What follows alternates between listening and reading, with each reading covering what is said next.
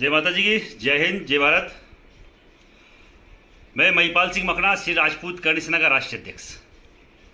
आज किस मुद्दे को लेकर लाइव हूं आपको मालूम है। पिछले कल शाम को मैंने एक आर्मी ऑफिसर थे संदीप करके, उन्होंने बड़ी एक मार्मिक अपील कर रखी थी पूरे देशवासियों से, और उन्होंने एक वीडियो शेयर कर रखा था कि आज क्या टाइम आ गया है कि जो आपके लिए जीने मरने को तैयार है। कौन लोग? भारतीय सेना, चाहे वो जल सेना हो, चाहे थल सेना हो, चाहे वायु सेना हो। भारतीय सेना जो आपके लिए जीने मरने को तैयार है, हर दिन बारूदी सुरंगों से लेकर पता नहीं किन किन एरियो में, ऐसे नक्सलाइट एरिया, ऐसे आतंकवादियों के एरिया जहां पे जीने मरने का हर दिन टास्क होता है कि आज मैं जिंदा आऊंगा कि नहीं आऊंगा। उस भारतीय सेना के ऊपर अगर कोई आक्षेप लगाता है तो आपके और मेरे लिए बड़ा शर्म और शोचनीय विषय है, क्योंकि आप और मैं क्यों जिंदा हैं, आराम से क्यों सेफ बैठे हुए घर पे। अगर कहीं से भी लगता है कि चीन अगर अपनी तरफ टेढ़ी नजर करके बैठा हुआ है, पाकिस्तान अपने ऊपर कहीं ना कहीं हमला करने की फिराक में है, फिर भी हम हर दिन चैन की नींद सोते हैं। क्यों? क्योंकि हमें मालूम है हमारे भाई जो भारतीय सेना में हैं वो बॉर्डर पे हैं, हमारा बाल भी बांका वो नहीं होने देंगे। इसलिए हम लोग चैन की नींद सोते हैं, चीनियों से महफूज होकर सोते हैं, पाकिस्तानियों से महफूज होकर सोते हैं। तो मेरा निवेदन है कि कौन लोग हैं जो ऐसी चीजें बनाते हैं जो भारतीय सेना को भी शर्मिंदगी होनी पड़ रही है। शर्मिंदगी का मतलब वो देखना पड़ रहा है। आप इस बात को समझिए, पिछले 70 सालों में जो फिल्मी भांड है उन्होंने केवल और केवल इस भारतीय सभ्यता संस्कृति को तोड़ मरोड़ कर उनकी इज्जत को तार तार करने का काम, भारतीय सभ्यता संस्कृति को करने का इन्होंने किया है। जो फिल्मी भांड है, जो बंबई में बैठे हुए जो तथाकथित लोग हैं जो केवल पैसे के लिए कुछ भी कर सकते हैं।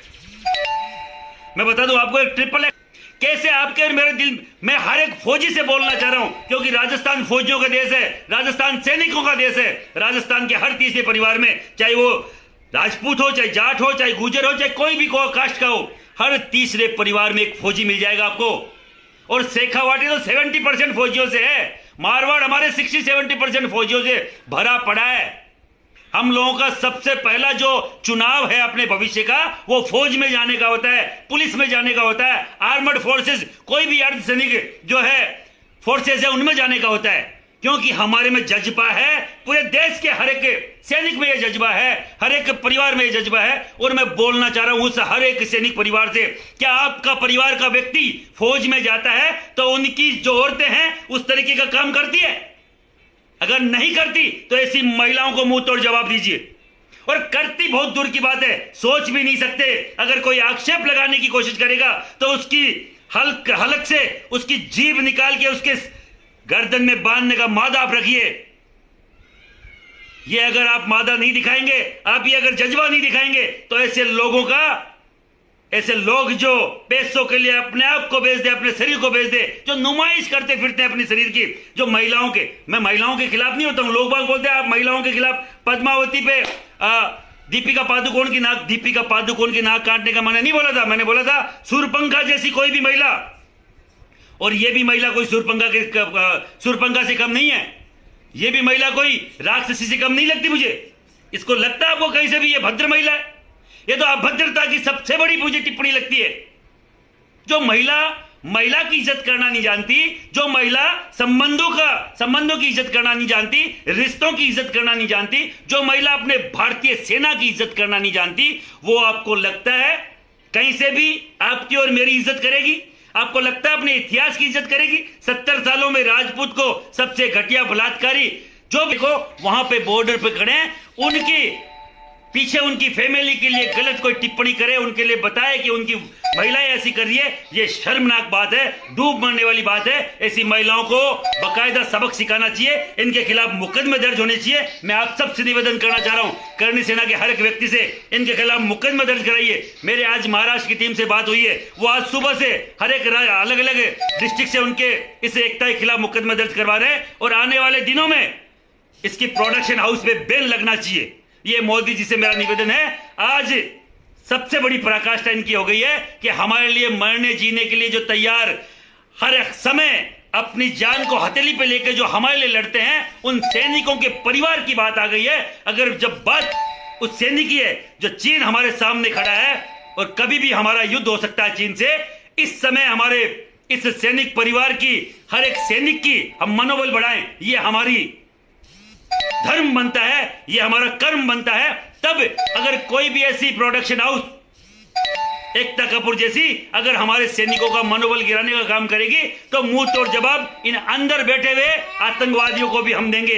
ये अंदर का आतंकवाद है दोस्तों, ये आतंकवादियों से कम नहीं है। ये इतने बड़े आतंकवादी है कि अपने देश को ये किस तरीके से खराब करना चाहते हैं आप देख लो। इनके साथ जो जो लोग खड़े हैं, अलग अलग, ये आर्मी, वो आर्मी, ऐसे खूब सारे लोग, जेएनयू, टुकड़े टुकड़े गैंग, सब लोग इन लोगों के साथ खड़े, क्योंकि ये देश को खराब करना चाहते हैं, ये देश को तोड़ना चाहते हैं, ये देश को बांटना चाहते हैं। पर आप और हम अगर मिलके काम करेंगे, कभी देश नहीं बढ़ सकता, कभी देश कमजोर नहीं हो सकता। कोरोना से भी पूरे विश्व में भारत ने अपना अलग एक पहचान बनाई है कि हम लोग उसी भारत की संतान है जो कभी विश्व गुरु हुआ करता था। हमें कोरोना नहीं झुका सकता और हमें ना कोई चीन झुका सकता है। चीन अगर दो दो हाथ करेगा तो अब की बार जो एक मैसेज आया था कि हमें कैसे लड़ना है, हमें बाइकआउट चीनी प्रोडक्ट करके लड़ना है। चीन के हर एक एप्लीकेशन को बाइकआउट करके, चीन के हर एक प्रोडक्शन को बाइकआउट करके, चीन के हर एक माल को, कोई भी तरीके का प्रोडक्शन हो उसका हम विरोध करके, उसका बाइकआउट करके अपने सैनिकों के साथ खड़े होंगे। और ऐसी कोई भी वेब सीरीज को हम लोग इस भारत धरती पर नहीं चलने देंगे।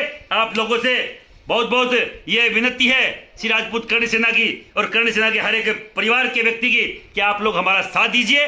ये आपका और मेरा काम नहीं, पूरे देश का काम है। ज्यादा नहीं कहते हुए हर एक पदाधिकारी से निवेदन है, इसके खिलाफ मुकदमा दर्ज कराएं। और ऐसे कोई भी व्यक्ति, चाहे मस्तराम जैसी कोई वेब सीरीज है, उनके खिलाफ भी आप लोग खड़े हों। ज्यादा नहीं कहते हुए चीन हमारे सामने खड़ा है, चीन से लड़ने की तैयारी हम लोग कर रहे हैं। और बाकायदा मैं इस भारत भूमि के लिए, इस भारत देश के लिए, मैं इस हिंदुस्तान के लिए हमारे आर्मी के साथ खड़ा हूं। और 3 साल की जो सर्विस का आया है कि 3 साल की सर्विस आम सिविलियन कर सकता है, मैं उसमें सबसे पहले जाने वालों में से आगे आगे खड़ा मिलूंगा दोस्तों।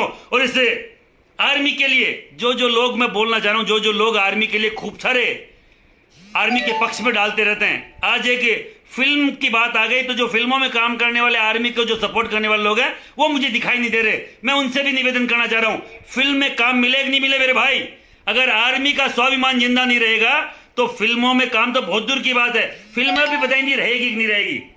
हो सकता है इतना बड़ा युद्ध हो जाए कि बॉलीवुड ही उठ जाए पूरा। तो मैं केवल बोलना चाह रहा हूं कि अपने को अपनी इंडियन आर्मी के साथ खड़ा होना है, न कि फिल्मी भांडों के, इन फिल्मी नचनियों के जो हमारी सभ्यता संस्कृति को खराब करती हो। आप लोगों से ज्यादा निवेदन, इस देश के हर एक व्यक्ति से आप लोग इस बीड़ी को उठाइए और सब साथ मिलकर लड़िए। हिंदुस्तानी होकर हिंदुस्तानी बनकर लड़िए। जय हिंद, जय भारत, जय माता जी की।